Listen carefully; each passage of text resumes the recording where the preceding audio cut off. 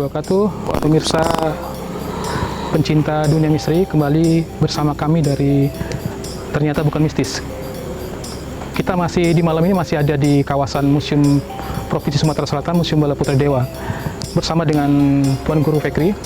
Di belakang kita ini adalah Rumah Limas. Mungkin sangat akrab dengan kita di pecahan uang 10.000 uang limas. Tapi menurut informasi, di Rumah Limas ini juga merupakan salah satu titik yang kuat di museum ini. Nah, bersama dengan Tuan Guru Fikri kita akan coba mengkaji, mencari jawaban secara ilmu pengetahuan. Gimana Tuan Guru melihat untuk sementara ini? Baik sahabat pemirsa, pecinta dunia misteri, spiritual, supranatural, dan dunia metafisika. Rumah Limas ataupun rumah tradisional masyarakat Palembang, Sumatera Selatan, Indonesia ini sama kebanyakan dengan rumah-rumah tradisional di Nusantara pada umumnya. Ketika rumah ini tidak ditempati, maka sangat dipastikan pasti ada penghuni dari alam metafisik, atau dalam bahasa Quran adalah bangsa jin, karena mereka hidup berada di dunia seperti kita dan memiliki tanggung jawab juga seperti kita, sebagaimana yang kami uraikan di episode sebelumnya bahwa Allah Subhanahu wa taala ciptakan kita tidak sendiri, ada namanya bangsa jin. Wa ma khalaqtul jinna wal insa illa liya'budun, dan tidak kuciptakan jin dan manusia kecuali untuk beribadah kepadaku, kata Allah. Dan Rumah Limas ini sangat dipastikan karena di dalam kajian ilmu al-hikmah bahwa 3 hari rumah tidak ditempati, bahkan kamar ataupun bilik di dalam rumah kita tidak kita tempati, maka otomatis yang menghuninya adalah bangsa jin. Kita masuk, Tuan Guru? Boleh, silakan. Ikuti terus Ternyata Bukan Mistis. Assalamualaikum. Nah, pemirsa, ini mungkin salah satu sudut yang paling menurut Tuan Guru Fikri sudut yang termasuk kuat ya, Tuan Guru, ya. Karena di sini mungkin kita lihat ada piano tua, sudah ratusan ya Tuan ya umurnya. Usia tidak tahu saya. Belum tahu, tapi pasti tua. Nah, kalau kata Tuan Guru tadi sempat Tuan Guru pernah dengar cerita soal ini. Sekitar tahun 2003-2004 pernah ada satu laporan dari orang-orang yang datang ke saya waktu itu, mengatakan bahwa ada satu isi daripada Museum Bala Putra Dewa, piano, nama ini ada sesuatu yang sifatnya membuat misteri. Artinya ada yang mendengar suara, kalau ada yang merasakan sesuatu yang sifatnya, nah itu membuat penasaran kita Allahu alam, ini makanya kita buktikan hari ini apakah betul ada sebuah mistis di sini ataukah memang secara ilmiah di dalam. Silakan Dok. Kalau dilihat dari tampilannya sudah sangat tua Tuan Guru nih. Betul. Ini keluaran Jerman, Berlin. Ini ada tulisan Frau Tufen.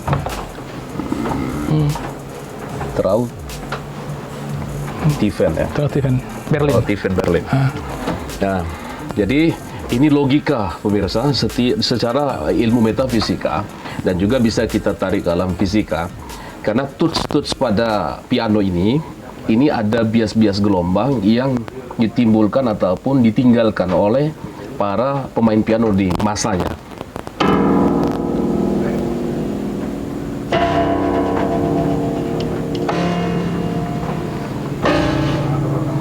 Jadi ketika jari-jari kita memainkan ini, maka di sini akan berbekas. Aura-aura itu tertinggal di tus-tus piano. Jadi kalau ketika ada orang yang melihat ataupun juga mungkin mendengar satu suara yang muncul dari piano ini, atau mungkin kalau pengunjung tidak ada di malam hari, mungkin ada petugas di malam hari mendengar satu suara dari sini, ini hal-hal yang wajar. Karena di dalam ilmu fisika ini ada namanya gelombang ini tertinggal. Ketika ini pernah dipakai, dimainkan oleh pemain piano pada masanya, maka ini tetap ada rekaman suara di objek yang pernah dipakai. Karena ini usianya tua, tapi saya tidak memastikan usianya berapa lama, tapi ini tua. Mungkin ada rekaman-rekaman timbul di di medan energi pada piano ini. Jadi walaupun piano ini sudah dipindah tangankan atau dipindah lokasikan, reposisi atau pindah lokasi, tetapi tetap menghasilkan suatu energi fisika karena gelombang ini tersimpan di alam. Alam ini, alam dunia ini, alam ini menyimpan gelombang-gelombang elektromagnetik, frekuensi-frekuensi gelombang ini, baik itu di masa ratusan tahun, ribuan tahun yang lalu, tetap tersimpan di alam ini. Gelombang ini tetap ada. Makanya kadang-kadang kita mendengar suara, ataupun ketika kita dalam keadaan sendiri, kalau bagi Anda yang suka berzikir, misal, selalu berzikir, maka berzikir di majelis, suatu ketika kita dalam kesendirian, kita akan mendengar di batin ataupun di dalam bawah sadar kita, ada terngiang nanti suara zikir itu, kalamullah. Nah, inilah bias gelombang.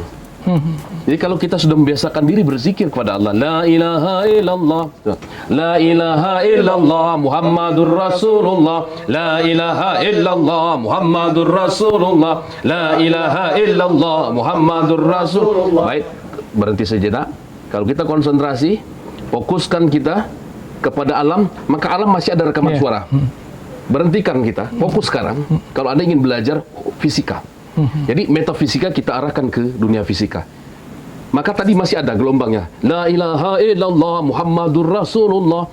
Kita tutup mata, kita pejamkan mata kita, dan fokuskan kita kepada alam ini. Maka ada akan suara yang kita tertangkap di telinga kita ataupun di bawah sadar kita, kalimat la ilaha illallah Muhammadur Rasulullah.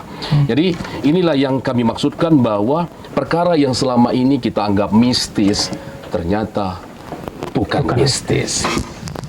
Untuk pengunjung museum Provinsi Sumatera Selatan, Museum Bala Putra Dewa, silakan kunjungi tempat ini. Memang ini meninggalkan rekaman masa lalu, meninggalkan suara masa lalu bagi Anda yang punya kemampuan sixth sense, indera keenam. Saya bisa mendengar ini ada suara. Kalau saya fokus kepada objek ini, saya akan mendengar satu suara, bias-bias suara yang ada di sini, tuts-tuts ini yang dimainkan ini.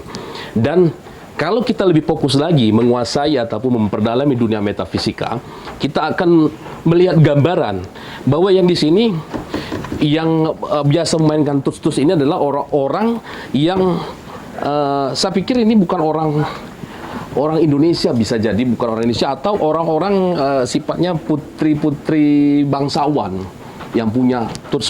Logikanya adalah memang barang-barang mahal. Barang mahal ini putri bangsawan yang pakai, terus orang asing ya? Ya, bisa jadi anak seorang yang terhormat ya, yang terhormat, orang-orang asing yang ada di Indonesia. Nah, itu saya menangkap bayangan seperti itu. Tuan Guru bisa jelaskan kondisi di dalam ini, Tuan Guru? Secara metafisik ya, secara ini kita tim kita ataupun Ikhwan, ini Ikhwan Rafiq sedang, Ikhwan Syafiq, Ikhwan Rafiq sedang mencoba mendeteksi terkait yang ada kemungkinan ada orang yang nunggu di sini, Tuan Guru. Ya, berkaitan dengan energi yang dihantarkan oleh penghuni ataupun mereka yang berada di alam astra, alam tidak kelihatan dari kita. Ini kita tidak melihat dengan mata telanjang, tapi menggunakan mata batin. Karena perkara metafisik dilihat dengan batin, tidak dengan mata telanjang. Silakan. Gimana, Pak? Untuk yang kami rasakan dengan kasat mata tertutup, ada seorang seperti kakek-kakek yang namun untuk wajah tidak nampak terlalu jelas, namun untuk kostum seperti berlilitkan surban, berjenggot panjang putih. Nampaknya untuk aura yang kami rasakan dingin. Aura putih ya jadi. Auranya terasa dingin. Kalau untuk warna ya tidak bisa kita sebutkan. Yang jelas untuk kasat mata terpejam kami merasakan kalau ada seorang kakek-kakek orang tua lah, berlilitkan sorban berwarna putih, nampak aura wajah putih, bersih, berjanggut panjang. Baik, dalam tatapan mata batin Ikhwan Rafiq ada seorang tua ya, berjenggot, berjubah, bersorban. Baik, ini yang dilihat secara mata batin, bukan dari mata telanjang. Mata tertutup. Jadi dari mata batin. Dan tentunya tidak ada satu makhluk gaib yang dilihat dengan mata telanjang. kecuali dalam kondisi tertentu, kondisi kena sihir, kondisi kesurupan, kondisi di alam bawah sadar ketika antara sadar dengan tidak atau pada saat kita tidur. Jadi ini melihat dengan mata batin. Jadi penampakan atau perwujudan bangsa jin pada saat ini menurut kacamata Ikhwan Rafiq itu adalah rekaman. Jadi sebuah rekaman masa lalu. Jadi bukan bangsa jin. Jadi rekaman masa lalu di rumah ini. Jadi begini, ini fakta fisika. Jadi setiap objek nyata fisik seperti kita ini meninggalkan aura bekas. Bukan bayangan. Kalau bayangan kita lari atau kita bergeser, bayangan juga ikut kita. Sementara aura yang ditinggalkan itu bisa bertahan, bisa permanen. Termasuk bias gelombang pada saat aktivitas kita rutinitas di dalam suatu tempat. Misalnya di rumah ini, kita dapat melihat secara batin rekaman-rekaman masa lalu. Merefleksikan. Masa lalu. Jadi itu bukan beliau melihat sesuatu bangsa jin, tapi yang dilihat adalah rekaman visualisasi masa lalu. Karena tempat ini ya tempat mungkin di satu bilik atau satu ruangan itu yang sering Mungkin orang yang dulu pernah tinggal di sini. Bisa jadi. Zaman masa lalu kan aktivitas nyai-nyai itu mungkin ya. ya bisa jadi seperti itu. Sekali lagi wallahu a'lam bishawab. Kita jalan. Boleh. Agama, khususnya kita yang beragama Islam mesti wajib mengucapkan salam karena mereka melihat kita di mana kita tidak dapat melihat mereka. Sama seperti saya tidak melihat mereka, tapi saya yakin hati berkata, mata batin saya juga melihat secara batin bahwa mereka ada di sini. Jadi etika, adab kita mengucapkan salam pada saat kita mendatangi tempat mana saja. Kedua, yang harus dilakukan adalah ketika kita berada di tempat seperti museum ini kan ada benda-benda bernilai histori, bernilai sejarah, dan kita juga harus memiliki adab. Seperti kursi ini tidak boleh kita duduki. Apa alasan logika? Kita kesampingkan mistis dulu. Alasan logika, ini usianya sudah tua dan kondisi secara fisik rapuh. Bila kita duduk bisa kita terjatuh. Jadi bukan karena ada jinnya yang sedang duduk, tapi bisa karena ini sudah rapuh.